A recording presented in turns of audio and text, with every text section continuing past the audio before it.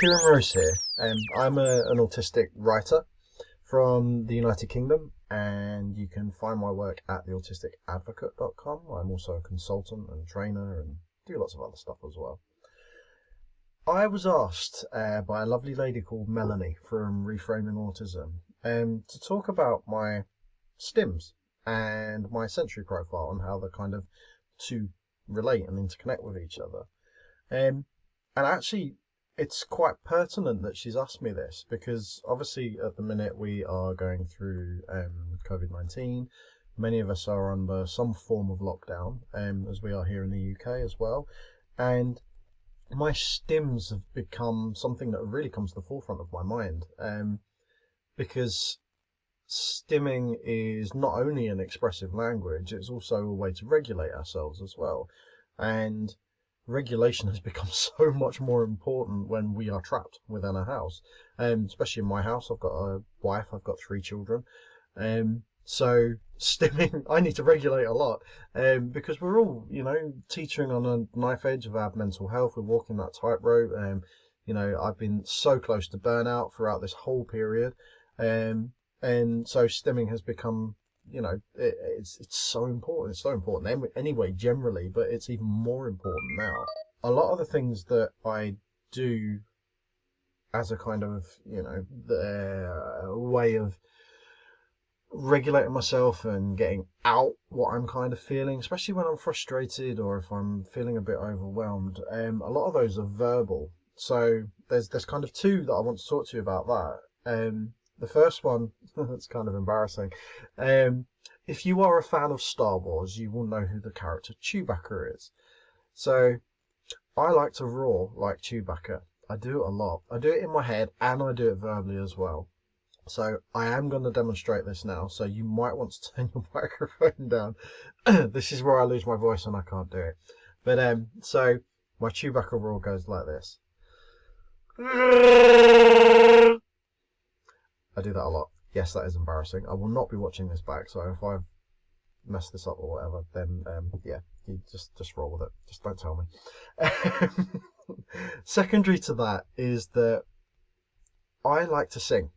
I sing all the time. I sing in my head, and again, I sing verbally. But I do it in a way which is really, really irritating for my children, because if they come up to me to tell me something, before they've even got halfway through their sentence, usually there's something they've said has triggered a song in my head, a memory of a song, and there is pretty much literally a song for every occasion. So I'll start to sing back to them. The song that has been triggered, I will sing that to them, completely wiping out what they were trying to tell me, which on occasion has been problematic when there's been an emergency. But I just can't help myself. It is a complete uncontrollable response to what's going on, and I do it when I'm out and about as well, and this is where kind of years of masking and the interplay between that happens, because I stop myself from doing it when I'm in public, and I know that I consciously stop myself from doing it, and I know that I do it, and it's still one of the aspects of masking that I've really struggled to overcome in terms of being myself. So I sing. But there is one more thing, because I haven't talked about how this kind of relates to my kind of sensory needs. Yes, that's what I was going to say. So with the verbal ones, with the singing and with the Chewbacca noise, I'm selectively mute.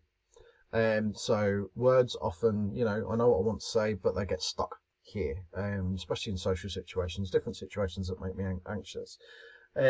So when I can do a verbal stim, it feels so nice. It's like it's pushing a barrier out of the way. And it's become a bit of a scaffolding for me as well, because, talking to camera is really difficult for me. Public speaking is really difficult for me. You might not know that. If you know who I am and you followed some of my work, you might think, oh my God, Kieran's great at talking to camera or whatever. But it's horrible. I hate it. It actually hurts me. So singing and using verbal stims is a way of kind of pushing that blockage out of the way. Sounds really bizarre, but it's something that I've learned to do over time. So in terms of, but it feels really nice. When I sing or when I make a loud noise, you can feel the vibrations running up and, excuse my chins, you can feel the vibrations running up and down inside your throat. and it just feels so good. I have a physical stim that I do all the time as well, and I'm going to get something to demonstrate. Now, this one really, really relates to my sensory needs. Actually, it's only since Melanie asked me this question that it's become really, really apparent to me that why I do this. I've never really thought too deeply about it. I'm doing it right now, actually. I've got to move my hand because that could be embarrassing. I'm doing it right now. And I'll show you, I'll demonstrate in a second. But I have a massive over responsivity to touch. So if somebody touches me, it hurts me. Absolutely hurts me. It's pain. It's like someone's taken a branding iron out of a fire and has laid it on my skin. That's what it feels like to me. Obviously, that's problematic in terms of relationships and growing up and all sorts of things like that. And there's so much context there, which I will not tell you now because I've only got a short time. But one of the stims that I do is around care labels. Now, this is my favourite hoodie. It's upside down. I won't show it to you. It's threadbare. I wear it all the time. I feel really comfortable in it. But it has a care label, which is like this. And you actually, I don't know if you can see the light shining off of it. It's quite silky. It's smooth. And this is the kind of care label that I like. So what I will do is I will rub the care label. So all my clothing has care labels like this. And you'll often see me kind of rooting around underneath my shirt or at the back of my thing.